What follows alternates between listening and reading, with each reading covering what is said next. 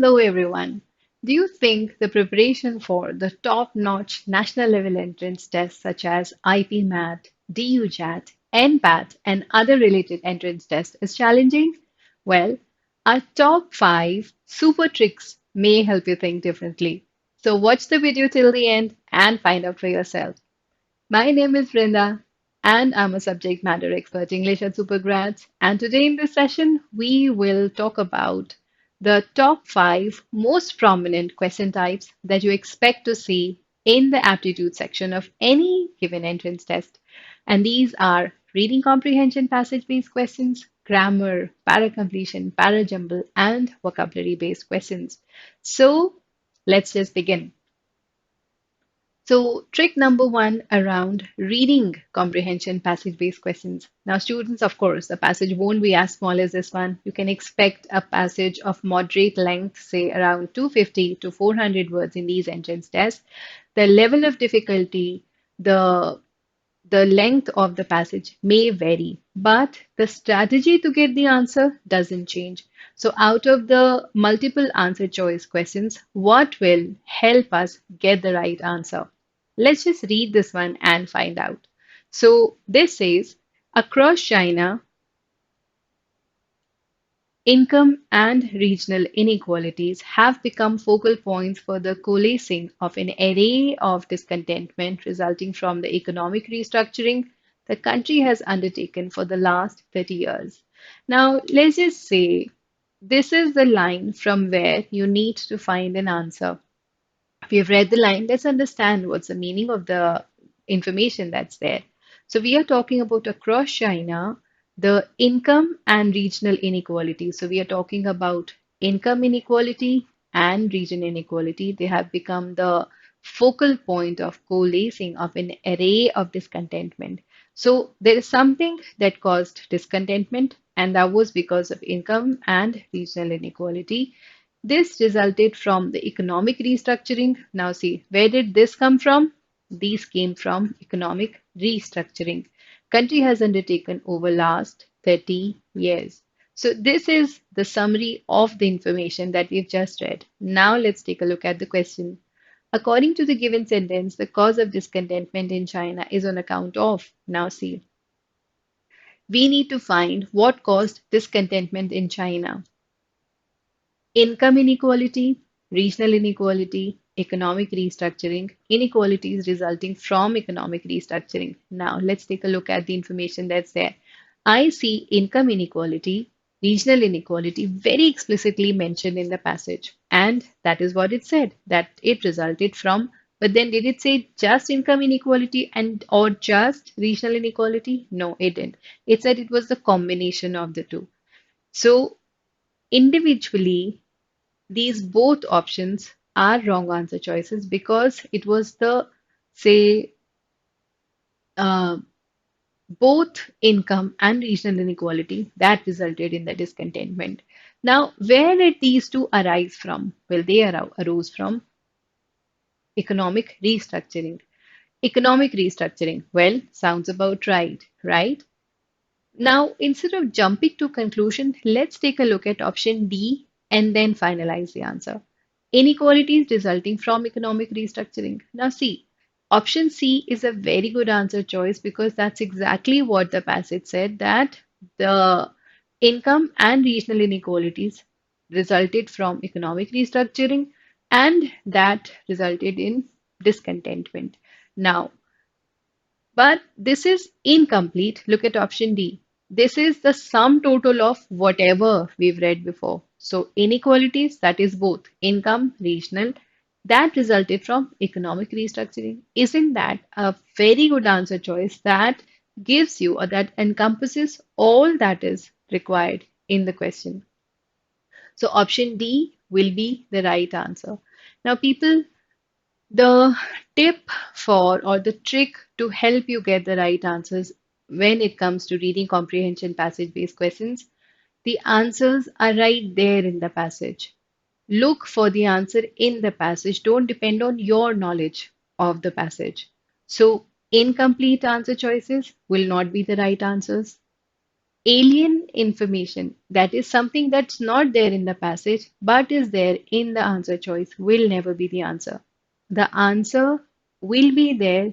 It may be written in some different words. It may be implied answer, not a direct answer, but the answer is there in the passage. Read the line carefully, find your answer. Read the question carefully, find the answer. How difficult is that? Not difficult, right? Let's take a look at the next question type.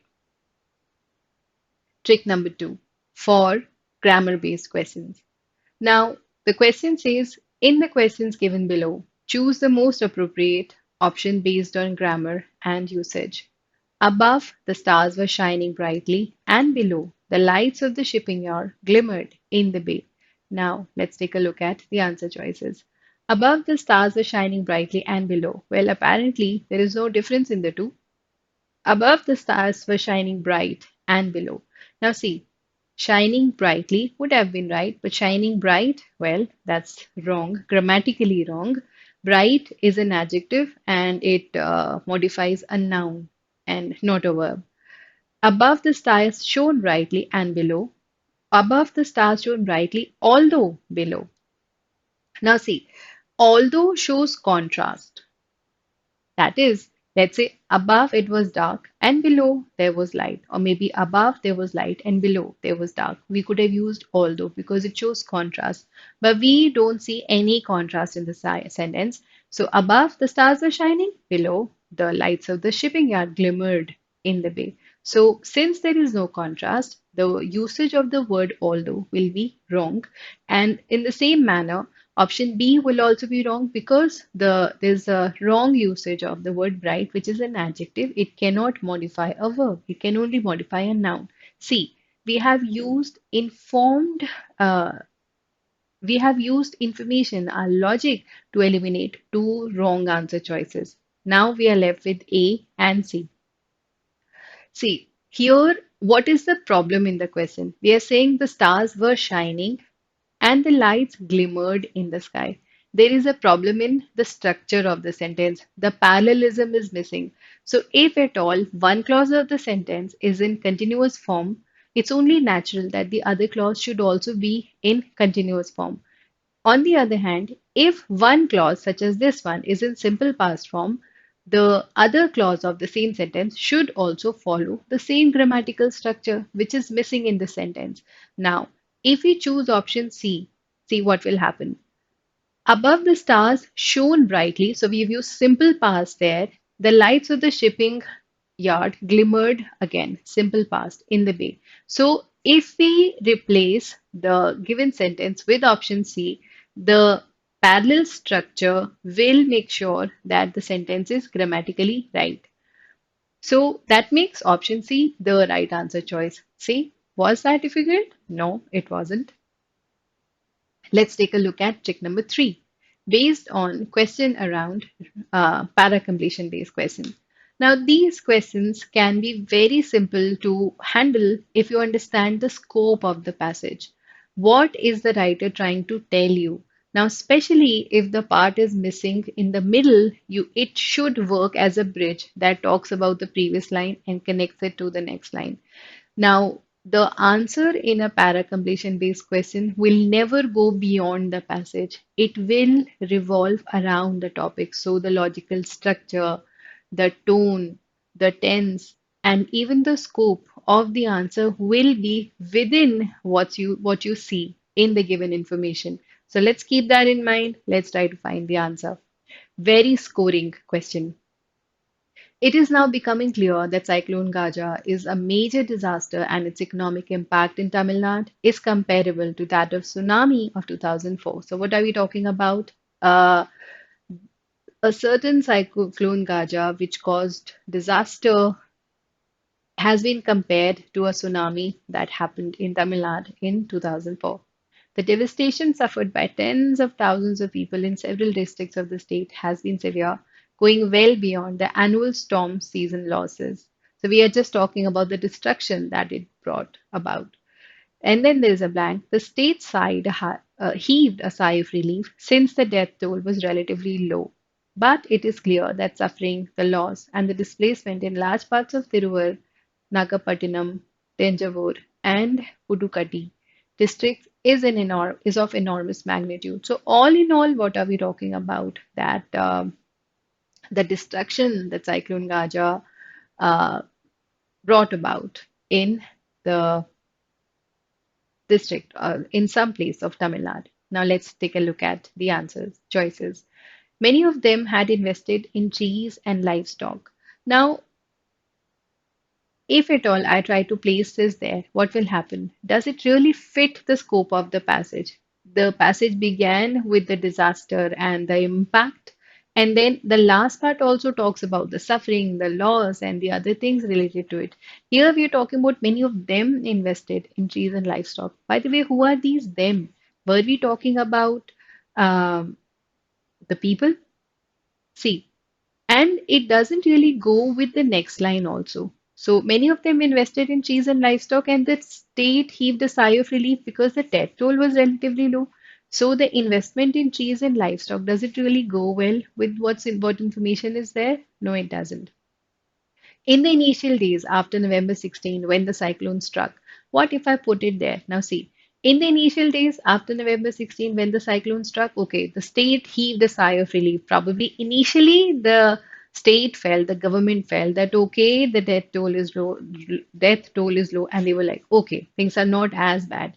But it is now clear. Well, looks a very good answer choice, but without comparing the rest of the answers, we will not finalize the answer. The average citizen is also keen on contributing money and material. Does it really go with what's given there? So, because the average citizen contributed, the state heaved a sigh of relief, and then it realized that the death toll was really low. No, it's not. It's an alien thought. It's out of the scope of the given line. So, not an answer. Cyclone Gaja has wrought terrible devastation. Fine, looks good, but if it wrought terrible devastation, would the state heave a sigh of relief? No, it doesn't really go with the tone of the line, right? So the only answer choice that fits there is option B. Put it there and we'll see that it is the right answer. So in the initial days after November 16, when the cyclone struck, the state heaved a sigh of relief since the death toll was low. But it realized that no, they were wrong. They were suffering and loss and displacement and whatnot. So that's how you find the right answer, eliminating the obvious wrong choices. Trick number 4, around parajumble based question. Now, in the parajumble based question, you may get questions with options, you may get questions without options. Now, for IPMAT, you won't get the options, you will have to arrange them in the right order and give the sequence. These are called type in answer type, where you need to type the answer. And in the other aptitude test, the options will be there. You just need to select the right one. But the strategy stays the same. So let's just take a look at this one. First and foremost, read what's there and then try to rearrange them. Participation involves more than formal sharing of decisions. Through anticipation, individuals or organizations consider trends and make plans, shielding institutions from trauma of learning by shock. Innovative learning involves both anticipation and participation. It is an attitude characterized by cooperation, dialogue, and empathy. Now, does it make sense? Does anything make sense? No, it doesn't. But then this question is straight strategy based question. So if we follow the strategy right, there's no way we won't get the right answer. So first and foremost, if you have to arrange the question, I mean the parajumble in the right order, if you have to sequentialize it yourself, find out the passage opener. Now see, participation involves more than formal sharing of decision. Can this be a passage opener? Well, it can be, depending what the other options are. Through anticipation, individuals, now we're talking about participation in the first one and anticipation in the second line. Innovative learning involves both anticipation and participation. Doesn't this encompass both the things that we've read before? So this looks like a plausible passage opener. So what if I put number one here? That is, this is my passage opener. See, it says innovative learning involves both anticipation and participation. Talked about anticipation first, participation next. It is an attitude characterized by cooperation. Now, what do you think this it stands for? Anticipation or participation? Participation, right? So, this will be followed by probably this sentence. So the order would be A first and D later because of the pronoun it, that because it qualifies the noun participation. Now, innovative learning involves both anticipation and participation. Through anticipation, individuals and organizations consider trends and make plans, shielding from trauma of learning by shock. Now, what if I put, sorry, three first and then two, and then one and then four? Now, see what will happen. How did we get the answer? So, we have the passage opener, that is option C, because it encompasses both the thoughts that have been discussed later. Anticipation was talked about first and then participation in the first line. So option B, which talks about anticipation, is put first. Now we talk about participation, and since this line is it builds on option A, that is, it talks more about participation, we place it, and because of the usage of the pronoun, we place it after the first line, that is that talks about participation. So if you put all the things together, innovative learning involves both anticipation and participation. Through anticipation, individuals or organizations consider trends and make plans, shielding institutions from trauma of learning by shock. Participation involves more than formal sharing of decisions. It is an attitude characterized by cooperation, dialogue, and empathy. And that is your final answer. If at all you're given the questions with options, start by looking at the answer choices. Don't try to rearrange the parts on your own.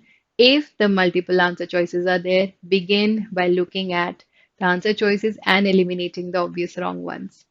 Find the paired sentences, look for the pronouns. They'll always follow the noun, like we did in this case. And let's talk about the last trick, that is trick number 5. A question based on vocabulary. Now, these can be really challenging because you may know the word, you may not know the word. But if you use a bit of logic, you may get the right answer. See, in a question like this, where there are more than one blanks to deal with, try to see which word will definitely fit in the given blank. So let's understand this with the help of an example, and then obviously the rest will automatic. If your answer choice, if you've chosen the right word for that particular blank, the other two will also fit. Let's see how. See, it's a dash to live in a land without dash. Even with all the technological advancement and economic growth, there are still millions who live in war zones where life every day is filled with dash. Well, by the way, this question appeared in IPMAT 2020. Now let's see. Coincidence, prejudice, adventures, privilege, bigotry, terror, lovely, pride, episodes, punishment, hate, agony. Now, one thing that strikes me is that in the last part of the passage, we are talking about war zones, living in the war zones where life every day is filled with, well, can life be filled with adventures if you're living in war zone? Well, yes, if it's a movie, yes, me. Looks very adventurous. You want to be there, but we are talking about real life here, not a movie, Hollywood movie, right? So, if somebody is living in a war zone, life every day will not be filled with adventure. So we know that we can very easily eliminate option A without looking at the first two options because the word adventures is a complete misfit in the third blank. Privilege, bigotry, terror. Well, if somebody is living in a war zone, the life may be filled with terror. So sounds about right. Put this on hold. If life is filled with episodes, well, how would life be filled with episodes if you're living in a war zone? Put this on hold. Punishment, hate, agony. Well, life can be filled with agony, pain if you're living in a war zone. So I was not able to eliminate this one. So option 1 gone. You have to deal with 3, out of which B looks like a good answer choice. Now let's see. It's a dash to live in a land without dash. Well, it's a punishment to live in a land without hate. Well, if the land is without hate, why would it be a punishment to live there? Does it make sense? It doesn't. And if it doesn't make sense, it will never be the answer. Eliminate option D. It's lovely to live in a land without pride. Well, it is. But then, how would life be filled with episodes if you're living in a war zone? So we can eliminate option C also. We're left with option B, which looked like a good answer choice. Let's just put all the words there in the respective blanks and see where it leads us. So it's a privilege to live in a land without bigotry. The bigotry, people, is an unreasonable attachment to a given belief. So, yeah, it's a privilege. I mean, all where you live, if there is no bigotry, there's no unreasonable attachment to a given belief, life could be, it would be a privilege. So, it's a privilege to live in a land without bigotry. Even with all the technological advancements and economic growth, there are millions who live in war zones where life every day is filled with terror. Looks like a good answer choice. With these people, I come to the end of this session. If you have any comments, any suggestions, anything that you would like to ask, feel free to write it down in the comment section below. Don't hesitate to call us. We would love to hear from you. So stay connected. We'll be back with more such videos. Take care. Bye bye.